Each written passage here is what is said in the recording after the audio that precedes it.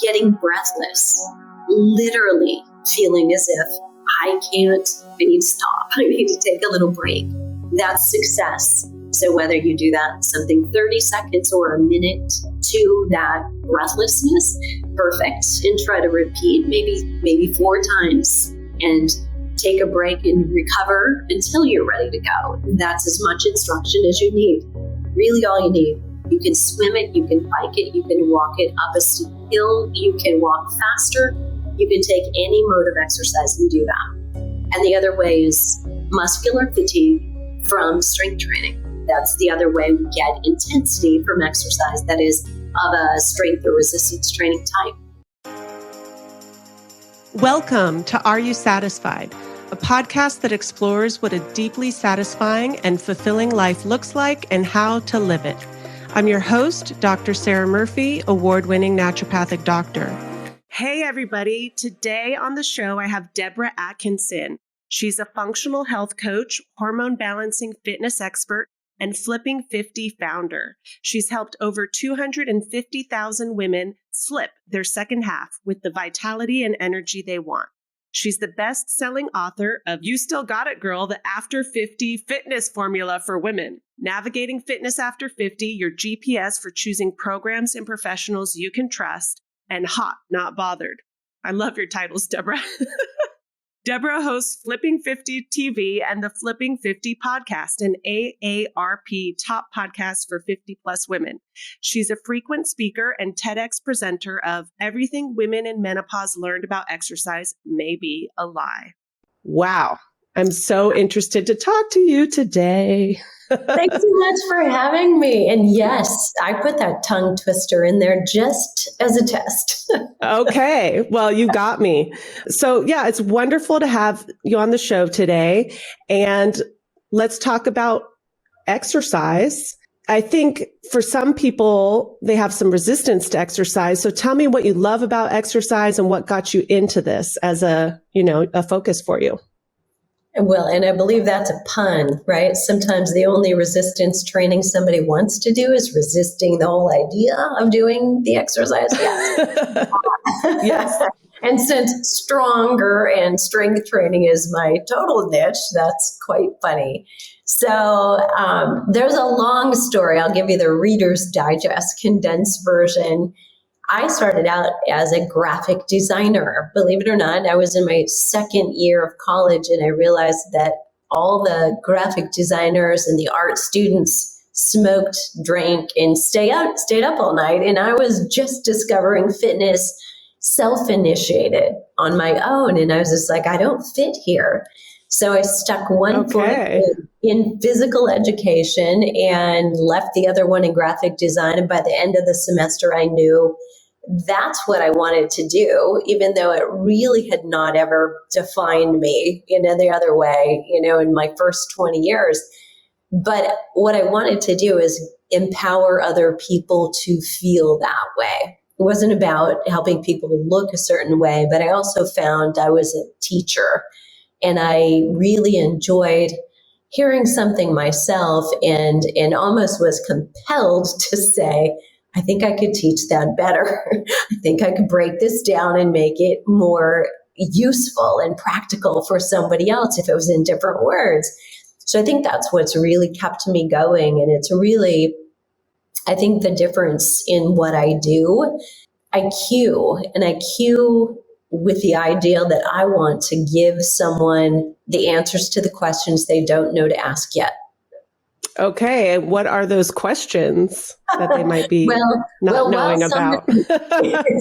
Well, somebody is doing an exercise, literally. It's let's make sure those shoulders are not in your ears and that they're down and they're sewed together. But it's also, when somebody is asking about weight loss or fat loss, it's about, is that really the question, right? Yes. So, we don't really have a fat problem. What we have is a lack of muscle problem. And all of a sudden, we use the word flipping a lot in my neighborhood, as you might guess, right? We flip and reframe the whole issue. We're now in control. We can control gaining muscle and gaining strength, and we never could. We still can't control the speed at which our bodies will release fat. But if we can increase muscle, we are definitely still speeding up that optimization of our body composition and improving our longevity. And it's a 2-for-1. We get it today and we get it tomorrow and in 20 years and in 30 years. So there's a lot of beauty to that. Yes, I love it. And it's probably a 10-for-1 because exercise does, I feel like, have a rippling effect and so many benefits. Like there's no pill that can replace exercise. It sounds like you truly love it. And it's really, something that you love to do always since you were younger. So that's wonderful. I love to coach people into finding exercise things that they love. Like I find that helps. Like, for me, I love to dance. And so that's going to be, although I go to the gym, the ultimate is dancing for me. I love doing that. And that motivates me. That's the goal. Like if I'm going to go work out at the gym or do anything else, it's so that I can get fitter, so that I can have more fun dancing and be a better dancer. So, are there other tips you give people to help them really like get in that groove and be as motivated and in love with, moving their bodies as you probably are doing this? I don't know that a lot of people are going to tip the scale all the way over there, but I agree with what you just said. I've got an older sister who for years, started and stopped exercise of different kinds. It wasn't until she and her husband took up ballroom dancing that she came back around full circle to all of a sudden she cared about her strength and her muscle endurance because it helped her hold herself differently or do the maneuvers better. And I think it's looking for something like that. It's realizing that it's not about the gym and the sets and the repetitions, but it's about the family reunion where everybody else is going to climb up, the mountain, and you don't want to sit at the picnic table waiting for them to come back. You actually want to be with them, and you don't want to watch the grandchildren. You want to be on the floor playing with the grandchildren. So I think it's turning on to what's your why? We hear that so often, but I like to push the envelope a little further, and it's what's your cry why? What is that why that brings tears to your eyes, literally, when you think about not having that or having that taken away? That's the connection. I've worked with women, some women for like 7 or 8 years, and it was a love-hate relationship. Honestly, they hated seeing me come. They loved seeing me go, but knew how much they needed the exercise and that it was not going to happen on their own. So if I could bring some bad jokes and if I could bring some conversation and we could do it together, it was less painful for them to go through. And I don't mean that we hurt them exercising. It's just it wasn't something they bonded with or were ever going to. And I think it's okay to declare that might be who you are and then decide, but I still want longevity. I still want strength and endurance and strong bones. And how am I going to get that? Yes. And it's true that another part of being motivated is doing it with other people or in a group or having a private coach, or right? Like I know I work harder if I have a trainer watching and helping, right? So even the coach does. Yeah. So not doing it alone, I think, is really helpful too. Like if I try to exercise on my own, it's okay. Yeah. And I think that is definitely personal. I think there are people who do enjoy solo exercise, but I think you've hit on this, making it more fun. And what is that for you? Yes. And some people loved the pandemic and loved participating in virtual races, but have no interest in standing on a starting line with 1,000 other people. And I think knowing yourself, what is the best for me is highly motivating. There's also something to be said for women who are in midlife and slightly older. we have less or fewer of the receptors in our brain for deriving pleasure out of exercise. So really, that is interesting. Yeah. Everyone is familiar with, that feeling of endorphins and feeling better when you exercise. It can happen during, but for a lot of almost everyone, it will happen afterward. But it's like that knob, that dial got turned down for us in midlife and later. So you may not have that same feel good that you did. And there is some physiology behind that, but you can help yourself by pairing it with music you love, or getting outdoors into an environment you love, or walking with a friend. For women, creating serotonin, you can almost mimic, an SSRI, which would be prescribed, right, by sunlight and movement and venting with a friend. Oh, I love that prescription. Right. So yes, that's so fun. I do that a lot, walking my dog on the beach with other women and their dogs. Perfect. And you threw in the fourth, right? The dog, the animal. The dog. Yes. My oxytocin producer. Yeah. So yeah, let's talk about, the aging process, because things do change as we get older. And I often times have patients who aren't getting the same results that they want with their exercise routines that they used to, or maybe even they're getting injured because their body is changing and different, so that, things have to shift. So tell us about that, and, exercise as we get older, and how, what do we need to do and be thinking about? Yeah, well, great segue for me, really. So I think coming back to your comment, that I'm not getting the same results that I used to get doing the program I used to do. So let's break that down, right? Because you probably also don't have the same set of hormones or the hormone profile now that you did when you were getting results. And it's changed enough. It may have changed, slowly and slightly over time, more drastically, maybe if you went through perimenopause or you've hit menopause. Every woman's journey is slightly different, but it makes sense when we say it like that. It's like you're trying to solve for this problem with that solution. That's not going to work.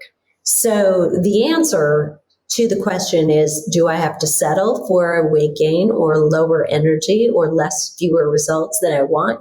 The answer to that is no. Actually, can we swear here? It's hell no. So the reason or the impetus is we just need to change our strategy. We need to make sure now we're working with these hormones. And that is where it becomes a blueprint. So I love to say to everybody, here's the A, B's, and C's. This is exactly what you need to do. But it won't be true for every single woman here. So what I've done is come up with a blueprint. And so if you are apparently healthy, you have great energy, you've got all the signs that you're, functioning really well, you have great energy, you're sleeping well, you're thinking well, your elimination is good, digestion is good, libido is good, we probably know you're pretty stable. So then what I'd like to see you do, so you can preserve muscle or gain it, and preserve bone or gain it, depending on what else you're doing, that you're doing strength training twice a week to muscle fatigue. Now, if you have prior injuries or you've got a condition, that for you might mean lighter weights, more repetitions.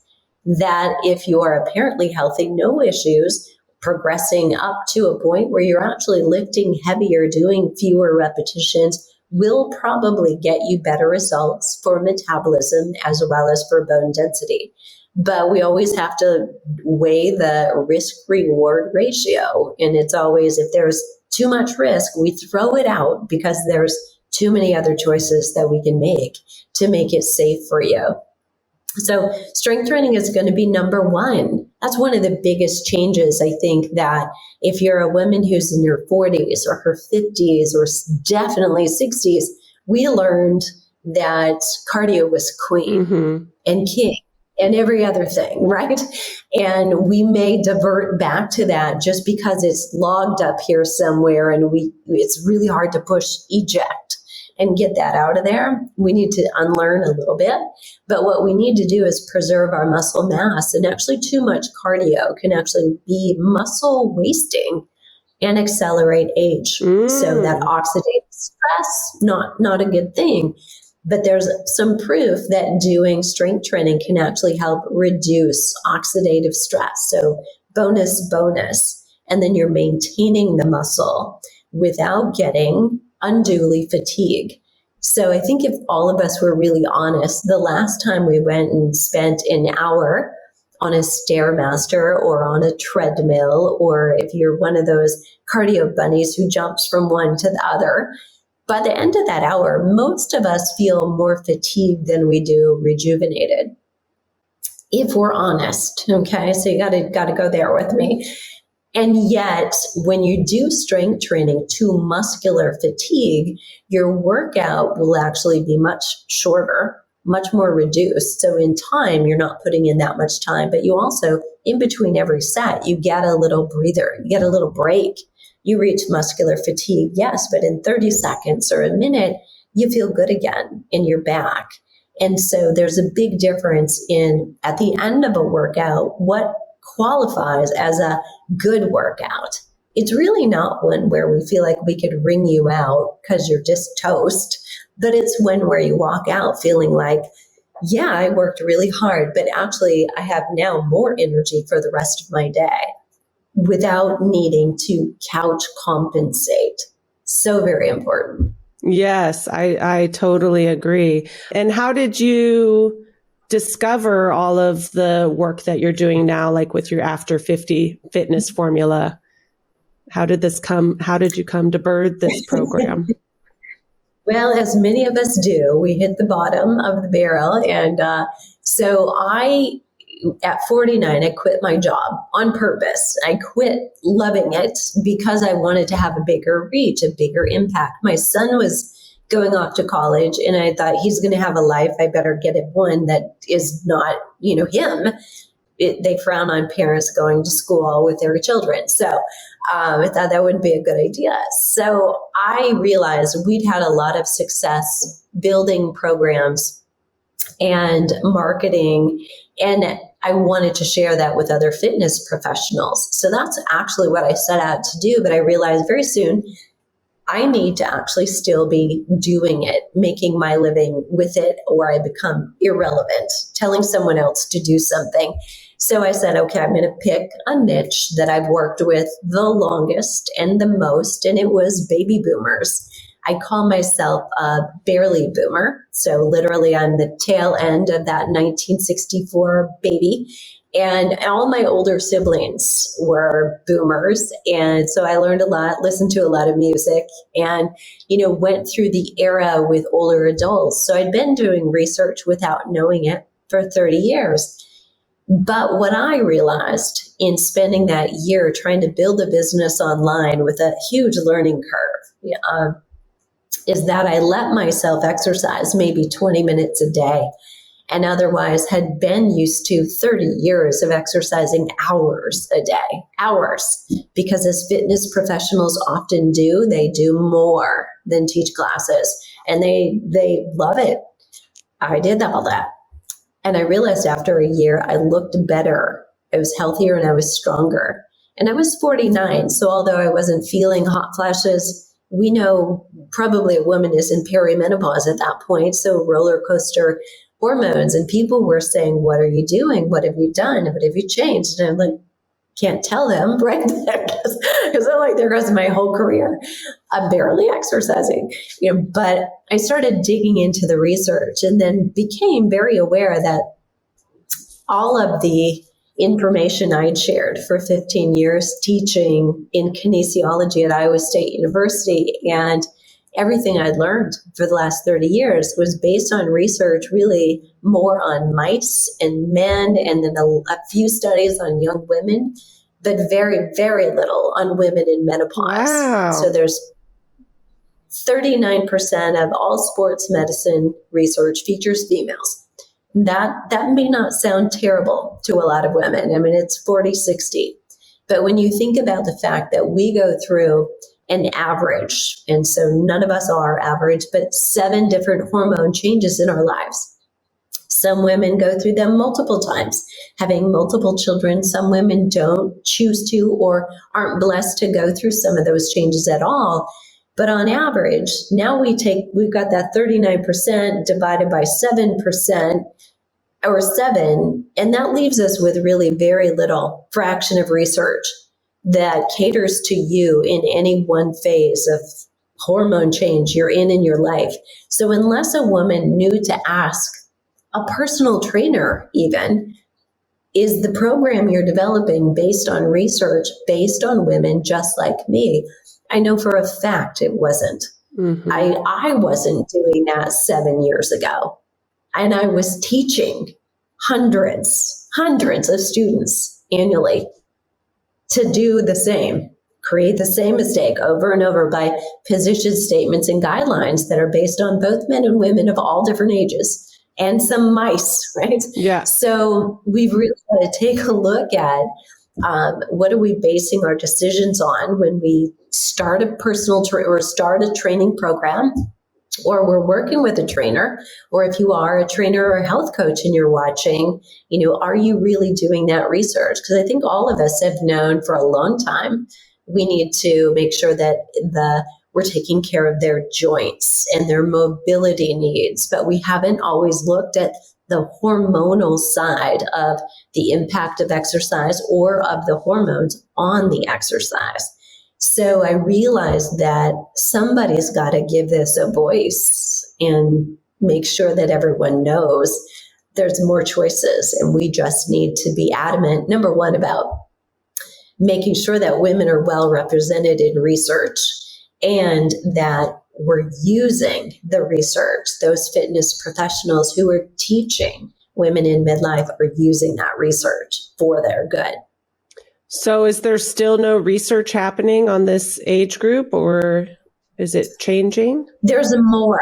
Okay. There's definitely more. So in fact, I think it was a couple of years ago now, the pandemic causes a rock of time, but there is more. There's more about both the influence of nutrition and protein on women and the ability to hold on to lean muscle mass and bone density. And there's more on exercise. And in fact, we're seeing some during the pandemic that came out about maintaining bone density and training women in osteoporosis or with osteoporosis using high intensity interval training, even with impact, and what results that had, which is very insightful. And we need to go in a positive direction. So I think with a lot of women, if you have osteoporosis, sometimes it's a little bit like you're in a bubble and that maybe you shouldn't be exercising, but there's nothing further from the truth. And we actually still are seeing good results and few to no injuries with higher impact or intensity, as long as there's a slow and steady progression and it's safely done.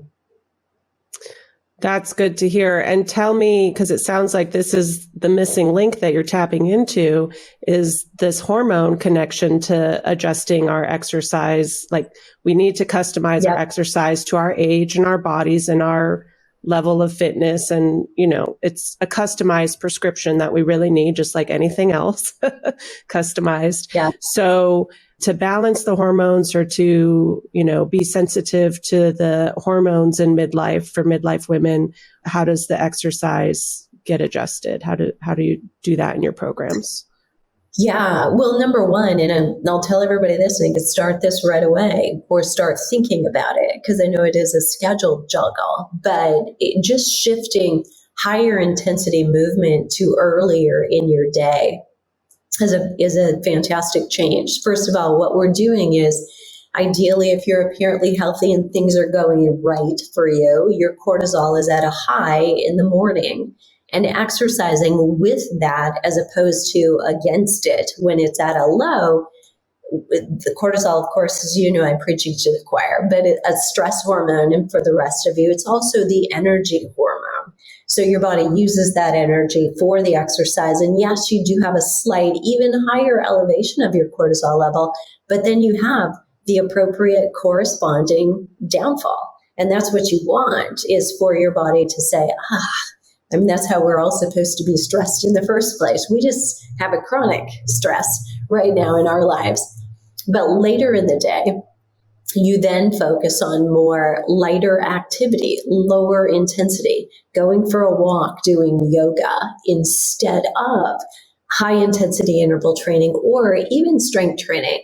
Now, I will tell my schedule compromised females, if you have to strength train later in the day, try to do it before dinner, you can probably get away with that because it doesn't quite rev you up in the same way that high intensity interval training does. But I would rather see you do it early in the day because several things. It can actually help modify positively your blood sugar levels. And that's going to get you more positive than not being negative. So high intensity early and light late. So we call it intense early, light late, just for the alliteration to remember that. And another thing you have to remember is instead of the cardio, the strength training increases in its need for you to do it. And the reason is as we lose estrogen going into menopause, even if you decide you're going to choose HRT or hormone replacement, your levels probably aren't the same as they were when you were at your young reproductive levels. So when we lose that estrogen, I think all of us know now, because osteoporosis is a household word. When I started teaching about how to exercise with osteoporosis in 95, it was not a household word. I had to educate people on what this is and what is happening. Wow. But we know that estrogen protects the bone. But we also now, more recently, know it's a stimulus for muscle. We've associated for a long time testosterone with muscle, but for women, when we remove estrogen, when you've got so much less of it, that is why it's harder to find the tone and definition from doing what you used to do. It's potentially not going to show up. So we need to create that stimulus. So I want to emphasize two words that appear over and over in the literature where women in menopause and exercise are concerned, and that is adequate intensity. So researchers will be questioned on the validity of their results, and is it possible for a woman to improve her body composition, to increase her lean muscle mass, to decrease her visceral belly fat? And the answers are always yes, provided that there is adequate intensity. So what is that? It's if you're doing interval training, it's not jogging and walking. That is a type of interval, but that is not high intensity interval training. So we're talking about getting breathless, literally feeling as if I need to stop. I need to take a little break. That's success. So whether you do that something 30 seconds or a minute to that breathlessness, perfect. And try to repeat maybe 4 times and take a break and recover until you're ready to go. That's as much instruction as you need. Really all you need. You can swim it, you can bike it, you can walk it up a steep hill, you can walk faster, you can take any mode of exercise and do that.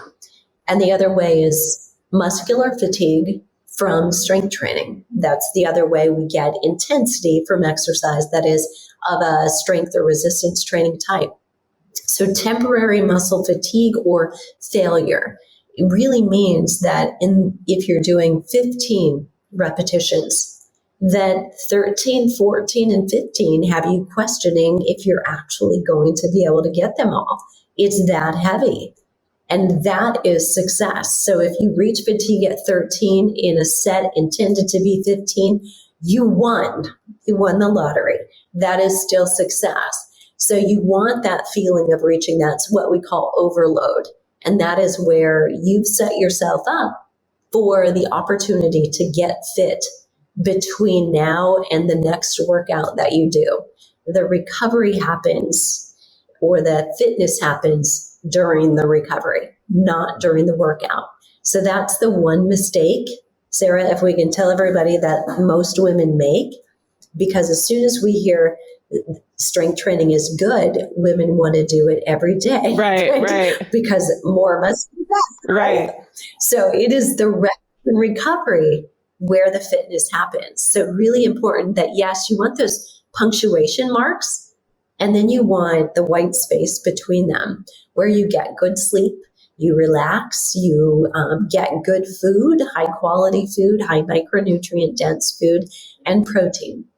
And that's how you get stronger. Love it. So you've probably covered the mistakes that women are making in midlife. But so what I heard is exercising in the daytime when your cortisol is higher, strength training, very importantly, and doing the correct intensity and giving yourself recovery time. Are there other things that we need to know about, or is that the summary of the most important things?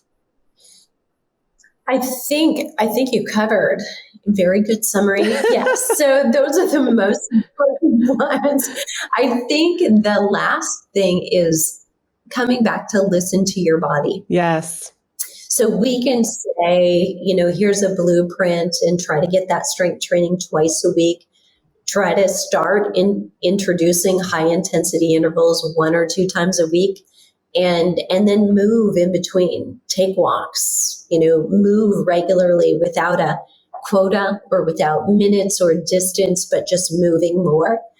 And then we have to say, and then listen to how you're feeling. Yes. So, if you have an outrageous appetite or tons of cravings, or you can't sleep, or you're wanting to sleep all the time, and you've changed your exercise, and then that brought those things on, then something's not working for you. So the number one tenet of the commandments at Flipping 50 is restore before more.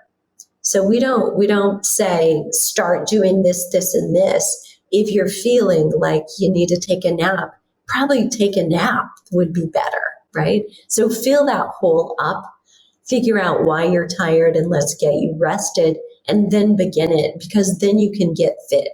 You can't get fit if you're exhausted. Yes, I love that. Listen to your body. Now I don't know what you think about the Aura ring, because I know it gives you a, readiness score each day based on how much you've slept, and if it is assessing that you actually are ready for a heavy workout, or if you should rest more.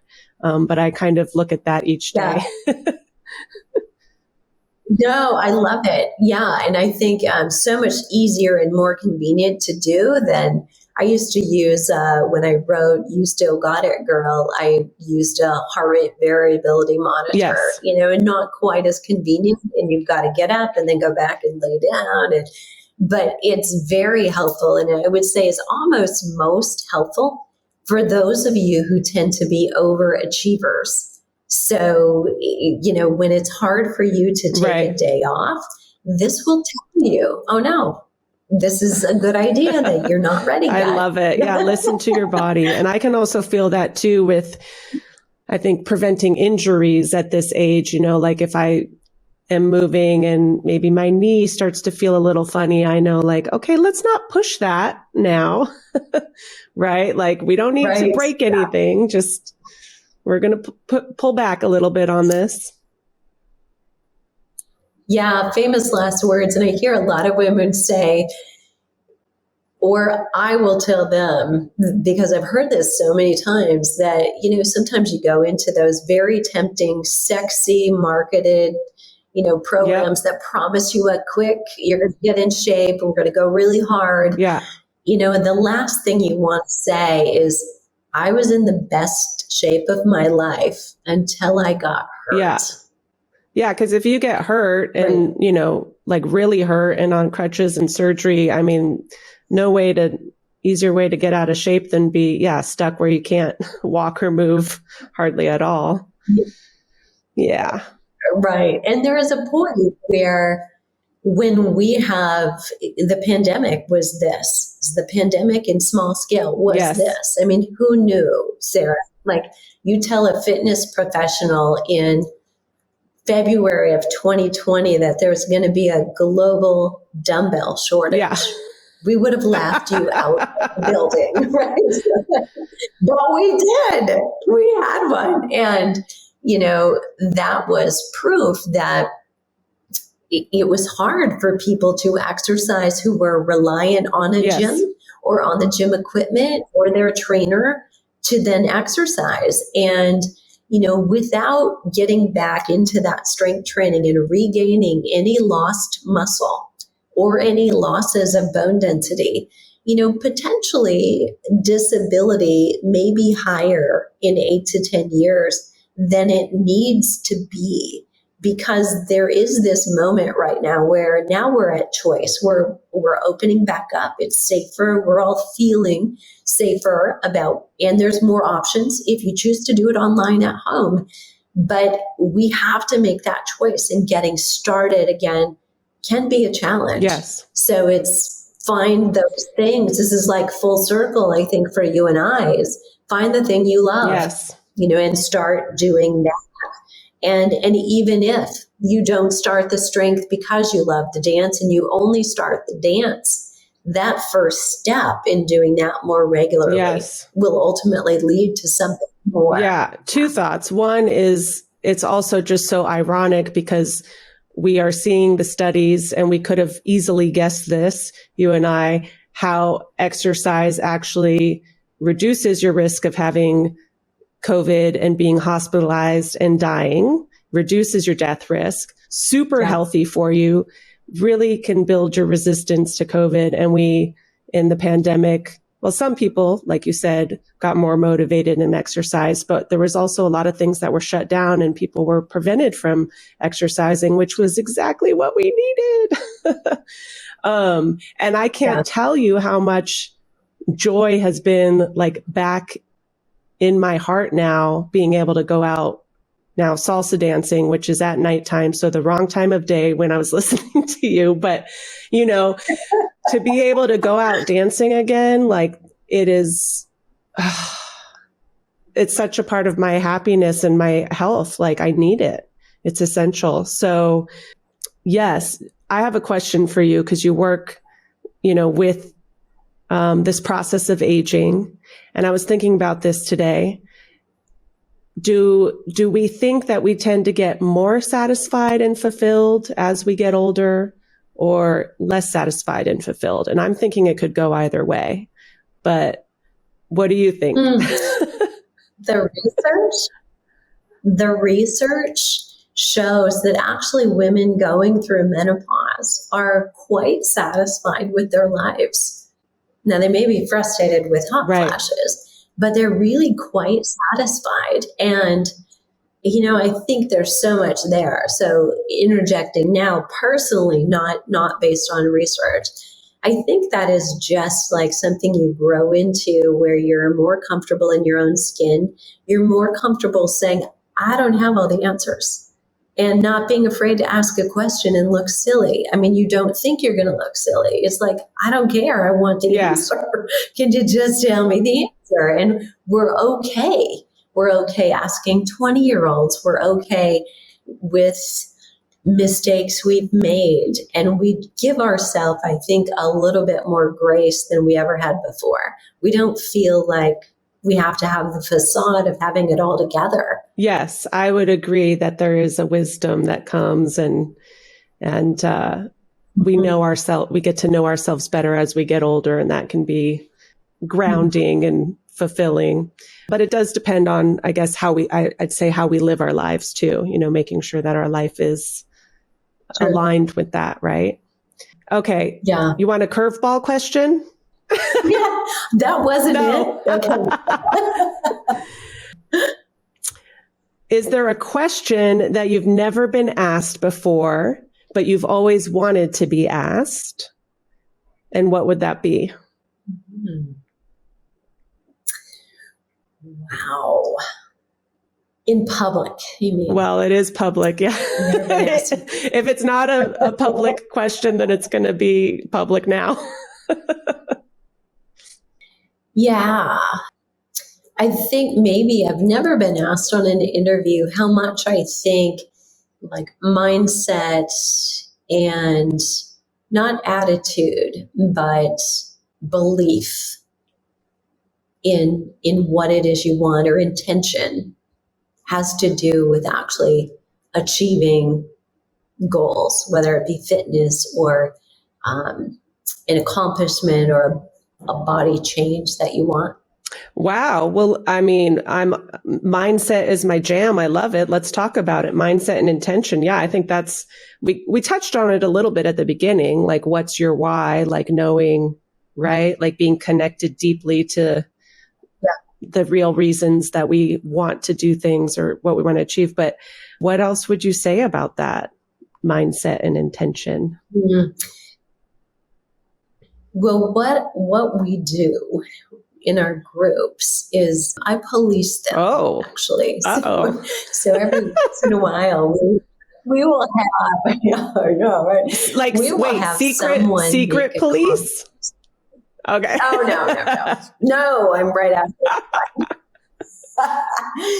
But I am very aware when somebody's voice is actually speaking negatively and kind of mentally, it tells me what they're thinking about. So someone will say something about a workout, like I did workout at 10 of this program, and it really kicked this old lady's butt, she might say, right?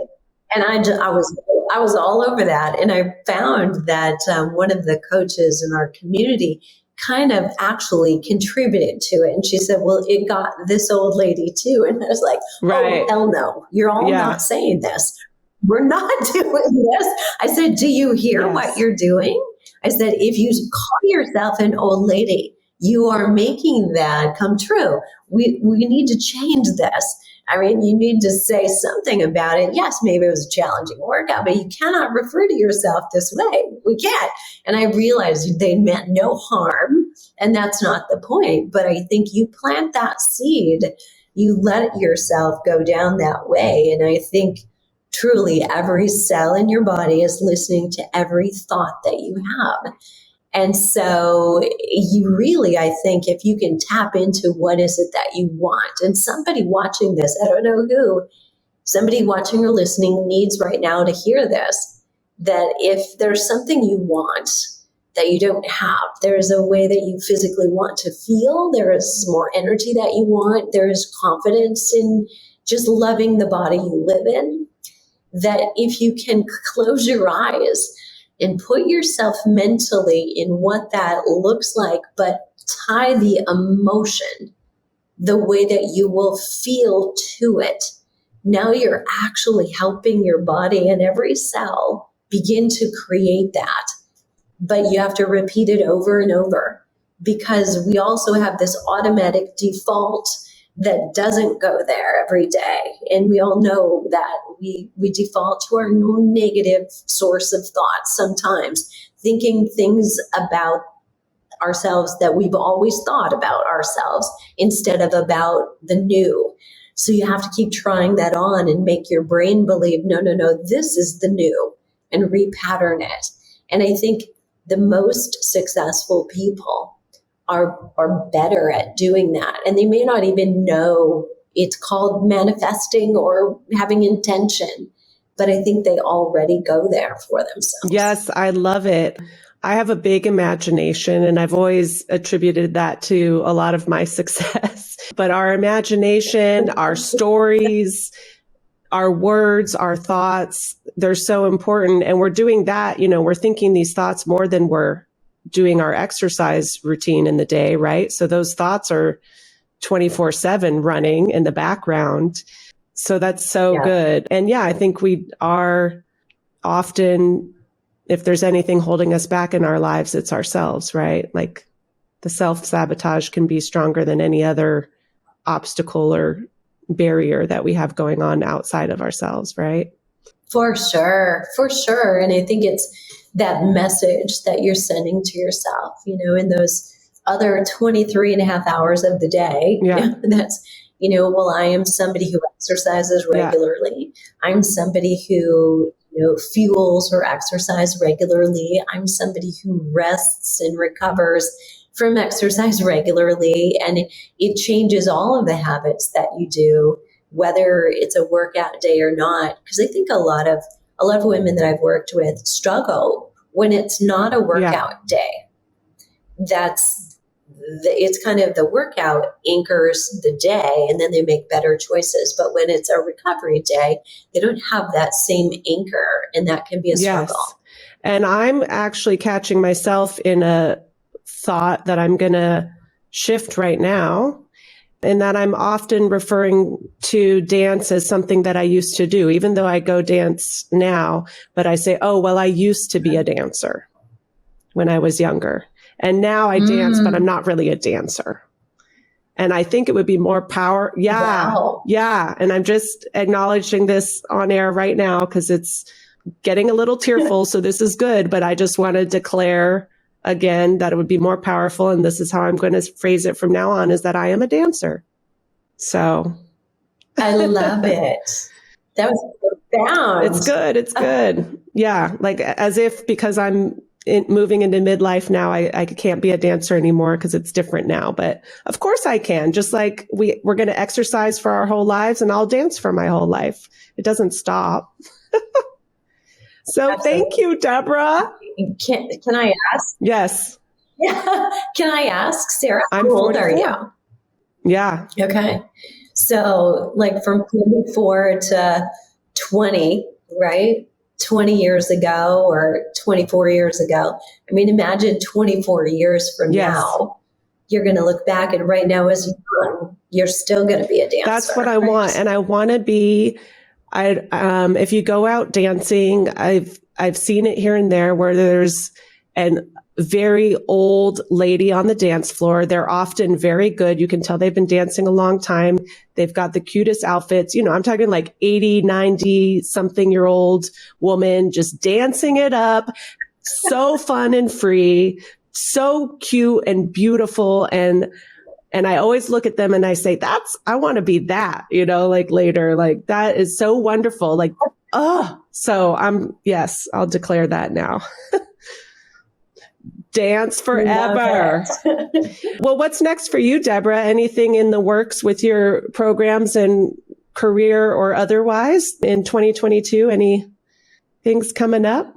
Well, otherwise right now, we're continuing to grow at Flipping 50. So always got new programs going into our members area, but I am actually looking at buying a house. So looking at just all the possibilities that brings out, So I'm excited to put things on the walls and not put things on the walls and decide what I want to do with that space. But I think it's so much about creating an environment. It's like this environment, talking to you, talking to people that, really are spreading the word, and every way you surround yourself with environment that stimulates love your it. best you.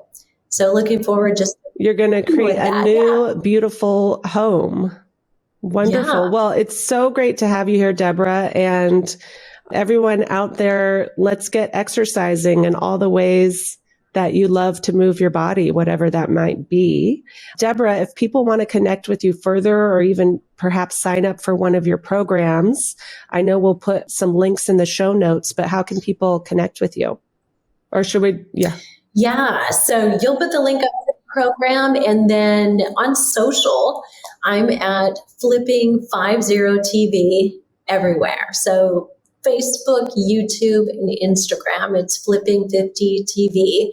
And, we put a fair amount of, a quick exercise tip, or just when your motivation is waning, I will remind you why we need to pick it. Wonderful. Thanks, Debra. Thank you. Thanks so much for having me, Sarah. Thanks for listening to the Are You Satisfied podcast. Links for any mentions from this episode are available in the show notes. If you'd like to connect with me, go to drsarahmurphy.com. That's drsarahmurphy.com. Also, don't forget to subscribe to this podcast. Definitely tell all your friends about it and leave a review. See you next week.